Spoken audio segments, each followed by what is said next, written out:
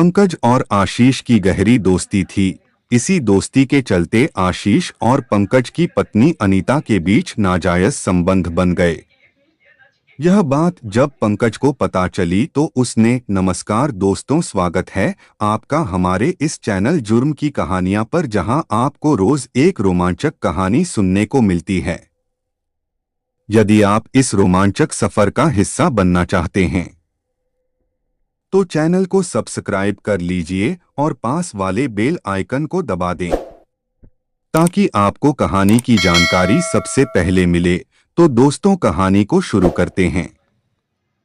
मध्य प्रदेश के जिला नरसिंहपुर की एक तहसील है गोटेगांव। इस तहसील क्षेत्र में प्रसिद्ध धार्मिक स्थल झोतेश्वर होने की वजह से छोटा शहर होने के बावजूद गोटेगांव खासा प्रसिद्ध है। गोटेगांव के इलाके में ही एक गांव है कोरेगांव। 8 दिसंबर 2019 की सुबह कोरेगांव का रहने वाला खुमान ठाकुर झोतेश्वर पुलिस चौकी की इंचार्ज एसआई अंजलि अग्निहोत्री के पास आया। उसने अंजलि को बताया कि उसके भाई का बड़ा लड़का आशीष 6 दिसंबर को किसी काम से घर से निकला था, लेकिन वापस नहीं लौटा। उन्होंने उसे गांव के आसपास के अलावा सभी रिश्तेदारों के यहाँ तलाश किया, लेकिन उसकी कोई खबर नहीं मिली। उसने आशीष की गुमशुदगी दर्ज कर उसे तलाशने की मांग की। एसआई अंजलि अग्निहोत्री ने खुमान से पूछा, आपको किसी पर कोई शक हो तो बताओ। खुमान के साथ आए उसके दामाद कृपाल ने बताया कि 6 दिसंबर को उसने आशीष को उसके दोस्तों पंकज और सुरेंद्र के साथ खेतों की तरफ जाते देखा था। उसने यह भी बताया कि आशीष के परिवार के लोगों ने जब पंकज और सुरेंद्र को बुलाकर पूछताछ की तो वे इस बात से साफ मुकर गए कि आशीष उनके साथ था, इसलिए हमें उन पर शक हो रहा है। चौकी इंचार्ज अंजलि अग्निहोत्री ने खुमान की शिकायत दर्ज कर इस घटना की सूचना तत्काल SP Gurucharan Singh, SDPO Gotegaon PS Balre और टीआई प्रभात शुक्ला को दे दी। एसडीपीओ के निर्देश पर चौकी इंचार्ज एसआई अंजलि अग्निहोत्री ने कोरेगांव में पंकज और सुरेंद्र के घर दबिश तो दोनों घर पर ही मिल गए। उन दोनों से पुलिस चौकी में पूछताछ की गई तो पंकज और सुरेंद्र ने बताया कि हम तीनों दोस्त मछली मारने के लिए गांव से बाहर खेतों के पास वाले नाले पर गए थे। मछली मारते समय नाले के पास से जाने वाली मोटर पंप की सर्विस लाइन से आशीष को करंट लग गया, जिससे उसकी मौत हो गई। उन्होंने बताया कि आशीष की इस तरह हुई मौत से वे दोनों घबरा गए। डर के मारे उन्होंने आशीष के शव को नाले के समीप ही गड्ढा खोदकर दफनाया। पुलिस को पंकज और सुरेंद्र द्वारा गढ़ी गई इस कहानी पर विश्वास नहीं हुआ। उधर आशीष का छोटा भाई आनंद ठाकुर पुलिस से कह रहा था कि उसके भाई की हत्या की गई है। मामला संदेहपूर्ण होने के कारण पुलिस ने गोटेगांव के एसडीएम जीसी दहरिया को पूरे घटनाक्रम की जानकारी देकर दफन की गई लाश को निकालने की अनुमति ली। उसी दिन Gotegaon SDPO PS Balre forensic team सहित दोनों आरोपियों को साथ लेकर घटनास्थल पर पहुंच गए। आरोपियों की निशानदेही पर कोरेगांव के नाले के पास खेत में बने एक गड्ढे से लाश निकाली गई। आशीष के पिता ने लाश के हाथ पर बने टैटू को देखा तो वह फूट फूट कर रोने लगा। लाश के गले पर घाव और खून का निशान था। इससे स्पष्ट हो गया कि आशीष की मौत करंट लगने से नहीं हुई, बल्कि उसकी हत्या की गई थी। पुलिस ने मौके की कार्रवाई पूरी करने के बाद लाश पोस्टमार्टम के लिए जबलपुर मेडिकल कॉलेज भेज दी। पोस्टमार्टम रिपोर्ट में बताया गया कि आशीष की मौत बिजली के करंट से नहीं, बल्कि किसी धारदार हथियार से गले पर किए गए प्रहार से हुई थी। पोस्टमार्टम रिपोर्ट पढ़कर पुलिस को पूरा यकीन हो गया कि आशीष की हत्या पंकज और सुरेंद्र ने ही की है। पुलिस ने दोनों आरोपियों से जब सख्ती से पूछताछ की तो पंकज जल्दी ही टूट गया। उसने पुलिस के सामने आशीष की हत्या करने की बात कबूल ली। आशीष ठाकुर की हत्या के संबंध में उसने पुलिस को जो कहानी बताई वह अवैध संबंधों पर गढ़ी हुई निकली आदिवासी अंचल के छोटे से गांव कोरेगांव के साधारण किसान पुन्नूलाल का बड़ा बेटा आशीष और गांव के ही जगदीश ठाकुर के बेटे पंकज की आपस में गहरी दोस्ती थी। हमउम्र होने के कारण दोनों का दिन रात मिलना जुलना बना रहता था। आशीष पंकज के घर आता जाता रहता था। पंकज ठाकुर की शादी हो गई थी और पंकज की पत्नी अनीता से भाभी होने के नाते आशीष हंसी मजाक किया करता था। एक लड़की के जन्म के बाद भी अनीता का बदन गठीला और आकर्षक था। अनीता आशीष की शादी की बातों को लेकर उससे मजाक किया करती थी। 24 साल का आशीष उस समय कुंवारा था। वह अनीता की चुहल भरे हंसी मजाक का मतलब अच्छी तरह समझता था। देवर भाभी के बीच होने वाली इस मजाक का कभी कभार पंकज भी मजा ले लेता था। दोस्तों के साथ मोबाइल फोन पर अश्लील वीडियो देखकर आशीष के मन में अनीता को लेकर वासना का तूफान उठने लगा था। इसी के चलते वह अनीता से दैहिक प्यार करने लगा।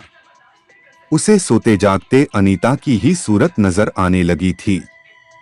पंकज का परिवार खेती किसानी का काम करता था। घर के सदस्य दिन में अक्सर खेतों में काम करते थे।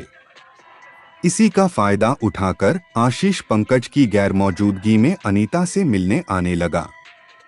करीब 2 साल पहले सर्दियों की एक दोपहर में आशीष पंकज के घर पहुंचा तो अनीता की 2 साल की बेटी सोई हुई थी और अनीता नहाने के बाद घर की बैठक पर कपड़े बदल रही थी। अनीता के खुले हुए अंगों और उसकी खूबसूरती को देखते ही आशीष के अंदर का शैतान जाग उठा। वह घर की बैठक के एक कोने में पड़ी चारपाई पर बैठ गया और अनीता से इधर-उधर की बातें करने लगा। बातचीत के दौरान जैसे ही अनीता उसके पास आई, उसने उसे अपनी बाहों में भर लिया और बोला, भाभी मैं तुम्हें बहुत प्यार करता हूँ। आशीष के बंधन में जकड़ी अनीता ने उसे समझाते हुए कहा, आशीष छोड़ो कोई देख लेगा। इस पर आशीष ने उसके गालों को चूमते हुए कहा, भाभी मैं तुमसे प्यार करता हूँ तो डरना क्या। अनीता कुछ शर्माई तो आशीष ने उसे अपने सीने से दबाते हुए अपने होंठे उसके होठों पर रख दिए। देखते ही देखते आशीष के कृत्य की इस चिंगारी से उठी वासना की आग ने अनीता को भी अपने आगोश में ले लिया।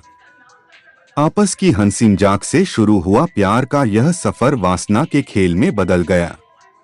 अनीता अपना सब कुछ आशीष को सौंप चुकी थी। अब जब भी पंकज के घर के लोग काम के लिए निकल जाते, आशीष अनीता के पास पहुंच जाता और दोनों मिलकर अपनी हसरतें पूरी करते। एक बार पंकज ने आशीष को अनीता के साथ ज्यादा नजदीकी से बात करते देख लिया। तब से उसके दिमाग में शक का कीड़ा बैठ गया। उसने अनीता को आशीष से दूर रहने की हिदायत देकर आशीष से इस बारे में बात की तो वह दोस्ती की दुहाई देते हुए बोला, तुम्हें गलतफहमी हुई है, मैं तो भाभी को माँ की तरह मानता हूँ। लेकिन प्यार के उन्मुक्त आकाश में उड़ने वाले इन पंछियों पर किसी की बंदिश और समझाइश का कोई असर नहीं पड़ा। आशीष और अनीता के प्यार का खेल बेरोक-टोक चल रहा था। जब भी उन्हें मौका मिलता, दोनों अपनी जिस्मानी भूख मिटा लेते थे। पंकज भी अब पत्नी अनीता पर नजर रखने लगा था। पंकज अक्सर सुबह को खेतों में काम के लिए निकल जाता और शाम को ही वापस आता था। लेकिन एक दिन जब वह दोपहर में ही घर लौट आया तो अपने बिस्तर पर आशीष और अनीता को एक दूसरे के आगोश में देख लिया। अपनी पत्नी को पराये मर्द की बाहों में देखकर उसका खून खौल उठा। आशीष तो जल्दी से अपने कपड़े ठीक करके वहां से चुपचाप निकल गया, मगर क्रोध की आग में जल रहे पंकज ने अपनी पत्नी अनीता की जमकर धुनाई कर दी। पंकज ने बदनामी के डर से यह बात किसी को नहीं बताई। वह गुमसुम सा रहने लगा और आशीष से मिलना जुलना भी कम कर दिया। अब उसने गांव के एक अन्य युवक सुरेंद्र ठाकुर से दोस्ती कर ली। इसी दौरान आशीष की शादी भी हो गई और उसने अनीता से मिलना जुलना बंद कर दिया। लेकिन पंकज के दिल में बदले की आग अब भी जल रही थी। उसकी आंखों में आशीष और अनीता का आलिंगन वाला दृश्य घूमता रहता था। उसके मन में हर समय यही ख्याल आता था कि कब उसे मौका मिले और वह आशीष का गला दबा दे। पंकज सोचता था कि जिस दोस्त के लिए वह जान की बाजी लगाने को तैयार रहता, उसी दोस्त ने उसकी थाली में छेद कर दिया। 6 दिसंबर के दिन योजना के मुताबिक सुरेंद्र ठाकुर आशीष को मछली मारने के लिए गांव के बाहर नाले पर ले गया। नाले के पास ही पंकज ठाकुर अपने खेतों पर उन दोनों का इंतजार कर रहा था। उसने आशीष और सुरेंद्र को नाले में मछली मारते हुए देखा तो वह खेत पर रखे चाकू को जेब में छिपाकर नाले के पास आ गया। आशीष नाले के पानी में कांटा डाले मछली पकड़ने में तल्लीन था। तभी पंकज ने मौका पाकर आशीष के गले पर चाकू से धड़ाधड़ कई वार किए तो आशीष छटपटाकर जमीन पर गिर गया। कुछ देर में उसने दम तोड़ दिया। यह देख पंकज ने अपने खेतों से फावड़ा लाकर गड्ढा खोदा और सुरेंद्र की मदद से आशीष को दफना दिया। चाकू और फावड़े को इन लोगों ने खेत के पास झाड़ियों में छिपा दिया। फिर कपड़ों पर लगे खून के छींटों को नाले में धोया और दोनों अपने अपने घर चले। हत्या के बाद दोनों सोच रहे थे कि उन्हें किसी ने नहीं देखा, लेकिन आशीष के जीजा कृपाल ने सुरेंद्र और आशीष को नाले की तरफ जाते देख लिया था। इसी आधार पर घर वालों ने सुरेंद्र और पंकज पर संदेह होने की बात पुलिस को बताई थी। पंकज ने बिना सोचे समझे बदले की आग में अपने दोस्त पंकज का कत्ल तो कर दिया, लेकिन कानून की पकड़ से नहीं बच सका। पंकज और सुरेंद्र के इकबालिया बयान के आधार पर आशीष ठाकुर की हत्या के आरोप में गोटेगांव थाने में भादंबी की धारा 302, 201, 34 के तहत मामला कायम कर उन्हें न्यायालय में पेश किया गया, जहां से दोनों को जेल दिया। जवानी के जोश में अपने दोस्त की पत्नी से अवैध संबंध बनाने वाले आशीष को अपनी जान गंवानी पड़ी तो पंकज ठाकुर और सुरेंद्र ठाकुर को जेल की सलाखों के पीछे जाना पड़ा। दोस्तों, आपको ये कहानी कैसी लगी कमेंट्स में जरूर बताएं। दोस्तों, हमारा कहानी कहने का उद्देश्य किसी की भावना को ठेस पहुंचाना नहीं है, बल्कि आपको इस तरह की घटनाओं से सजग करना है। दोस्तों, आज के लिए बस इतना ही। मिलते हैं अगले क्राइम स्टोरी के साथ। तब तक के लिए सजग रहें, सचेष्ट रहें। धन्यवाद।